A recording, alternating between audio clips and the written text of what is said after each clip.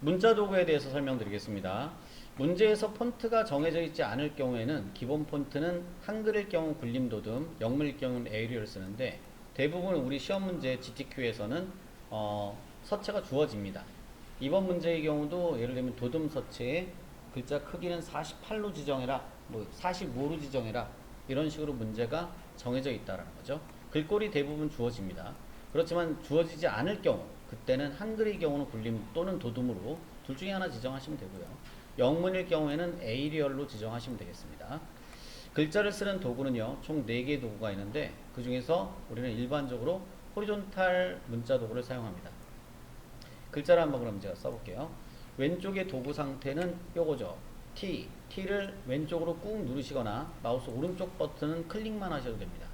4개의 도구 중에 첫 번째 도구를 이용하는데 이유는 버티컬, 세로 문자는 가로 문자를 이용해서 옵션 바에는 이 첫 번째 버튼을 누르시면 세로 문자로 쉽게 바꿀 수가 있습니다. 자, 클릭해서 화면상에 쓰는 도구를 사용하는 방법은 두 번째인 단어일 경우에 일반적으로는 캔버스 위를 클릭을 하고요. 문자일 경우에는 일반적으로는 드래그를 합니다. 문단일 경우에는 단어일 경우에는 클릭해서 쓰고 문단일 경우에는 드래그해서 쓴다. 우리 시험 문제에서는 대부분 단어로 주어지기 때문에 여러분들이 드래그하는 것보다는 클릭해서 작업하시는 게 좋아요. 자, 그럼 제가 클릭해서 글자를 써보겠습니다. 기본 글자인 로렘 입숨이라는 가상 텍스트가 나타나는데 글자의 크기는 45, 기본 45로 설정합니다. 45가 목록이 없네요. 그러면 45를 직접 써주시면 됩니다.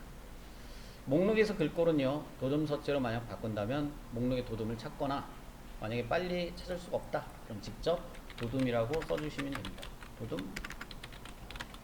목록에 나타나면 도둠을 선택해 주시면 되는데요. 주의할 것은 도둠하고 도둠체가 다릅니다. 도둠체의 경우는 도둠보다는 자간 폭이 약간 넓습니다. 서체에 따라서 추가로 스타일을 지정할 수 있는데 도둠의 경우에는 지금 추가 스타일이 없고요. 만약에 에이리얼 서체, ARIAL, 에이리얼 레귤러를 선택해서 에이리얼 서체를 지정하고 나면 에이리얼에는 추가 서체들이 있습니다. 즉 추가 스타일에 레귤러가 기본, 볼드는 굵게, 네로우는 가늘게 표현하는 거죠. 그래서 서체에 따라서 추가적으로 스타일이 주어지거나 없을 수도 있다는 거. 도둠 서체로 제가 지정을 하겠습니다. 서체에서 또 한 가지 참고할 것은 이전에 설명드렸던 것 중에 하나, 서체가 기본적으로는 우리 포토샵에서는 기본적으로 한글이든 영문이든 전부 영문 글꼴로 표시가 되는데요. 여기 지금 한글 글꼴로 표시가 되는 이유는 에디트의 프레퍼런스 글자 완성을 안 해서 그렇죠. 글자 완성 방법은 V 체크를 누르시거나 키보드 오른쪽에 레이어 패널에 있는 썸네일을 클릭하시거나 또는 키보드 숫자 키패드의 엔터를 누르시면 완성이 됩니다. 에디트 메뉴에 맨 밑에 있는 프레퍼런스 환경 설정에서 타입 설정 항목이 있는데요. 이 타입에서 오른쪽에 세 번째 항목 중 Show Font Name in English가 해제가 되어 있을 때만 한글 표시로 보여준다. 만약에 얘를 체크를 하면요. 기본 값은 체크되어 있는데 그러면 폰트의 이름을 전부 영문으로 보여준다는 뜻이에요. OK 버튼을 누르고 다시 한번 확인을 해보면 방금 전에 한글로 표시됐던 서체들이 전부 영문으로 표시된 걸 확인할 수 있습니다. 에디트의 프레퍼런스의 타입 한글은 한글 이름으로 보이게 Show Font Name English는 체크를 해제하고 사용을 하겠습니다. 오케이. 서체는 다시 도둠 서체로 바꾸고요. 글자의 크기는 45로 지정을 했습니다. 오른쪽에 있는 샤프라고 써있는 얘는 안티 엘리어스로 계단 현상을 나타내는데 굵기가 조금 굵으면 계단 현상을 보기가 좋으니까 서체를 잠시 에이리얼로 바꿔볼게요. 굵기는 좀 더 굵게 해보겠습니다. 자, 현재 상태에서는 안티 엘리어싱이 적용되어 있는 상태고 만약에 얘를 없애버리면 경계면이 약간 톱니처럼 이렇게 계단 현상이 생기는 걸 알 수 있습니다. 엘리어싱이라는 걸 계단 현상이라고 부르고 엘리어싱을 제거하는 것을 안티 엘리어싱이라고 불러요. AA는 안티 엘리어싱을 가리키는 겁니다. 일반적으로 엘리어싱을 제거하는 방식으로 사용해요. 샤프. 근데 글자가 굉장히 작을 경우에는 오히려 엘리어싱을 제거하지 않는 게 더 가독성이 높을 수 있습니다. 자, 오른쪽에 있는 이 세 개 버튼은요, 기존에 있는 지금처럼 일반적인 단어를 쓸 때 사용하기보다는 두 번째 방법인 드래그해서 사용했을 때, 자, 화면 캔버스 위를 드래그를 해볼게요. 자, 역시 가상 글자로 채워집니다.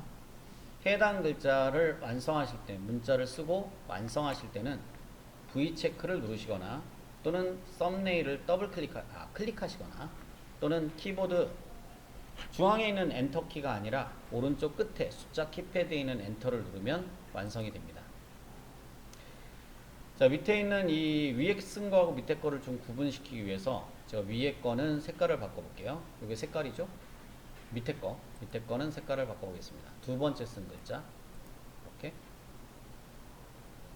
자, 이런 거를 이제 한 문장 이상을 단락이라고 부르고, 단락으로 지정됐을 때는 얘를 정렬했을 경우, 얘를 정렬, 왼쪽, 오른쪽, 가운데 정렬했을 때 확실하게 표가 나타나죠.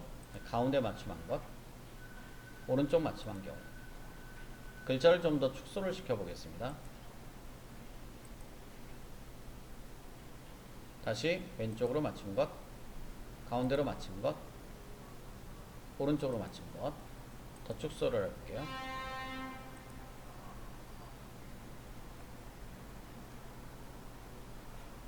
왼쪽, 가운데, 오른쪽.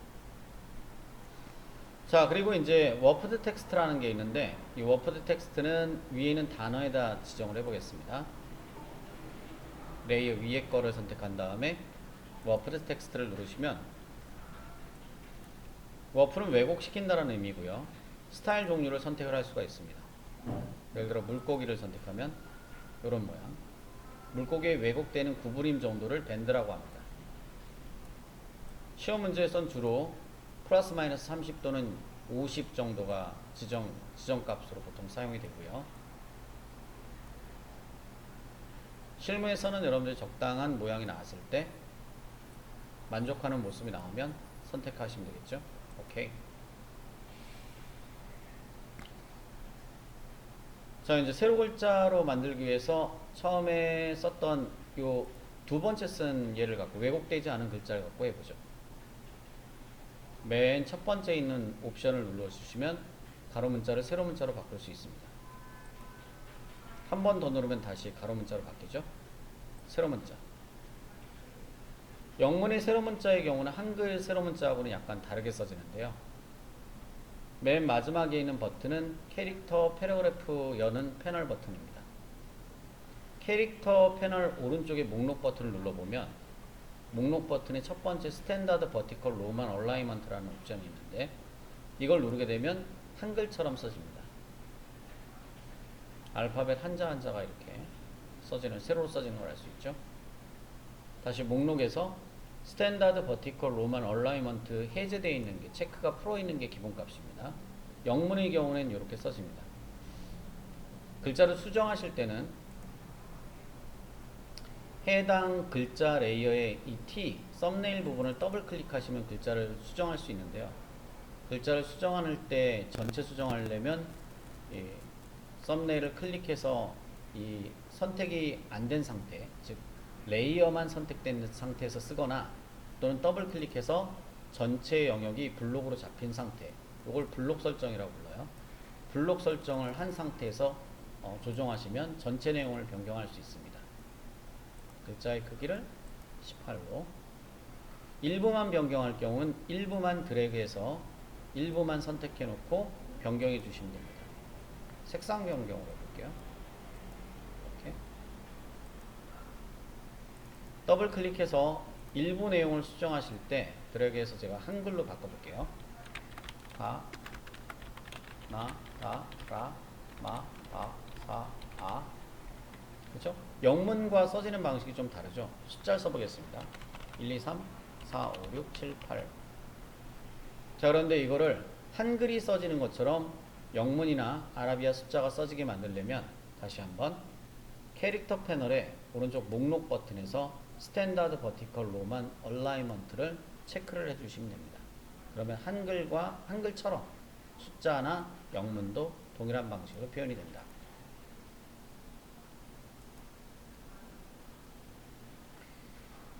자, 기본적인 그 글자에 대한 서식을 바꿀 때는 옵션 바를 이용할 수도 있고요. 또 하나는 지금 방금 전에 제가 목록에 눌렀던 패널을 이용할 수 있습니다. 요게 이제 글자에 대한 서체가 되겠죠. 글꼴, 글자의 크기. 자, 조정이 안 되는 이유는 완성이 안 됐나 봐요. 다시 한번.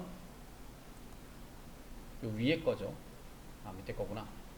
굴림. 글자의 크기 더 줄여 볼게요. 12. 네, 조정이 됐죠. 줄간격입니다. 줄간격을 확인하려면 가로 문자로 가면 훨씬 낫겠죠. 다시 가로로 바꾸고, 가로 문자, 세로 문자 바꾸는 거는 옵션 바의 첫 번째 값으로 합니다. 캐릭터 패널 내에서는 방향 바꾸는 건 없습니다. 줄간격이에요. 24.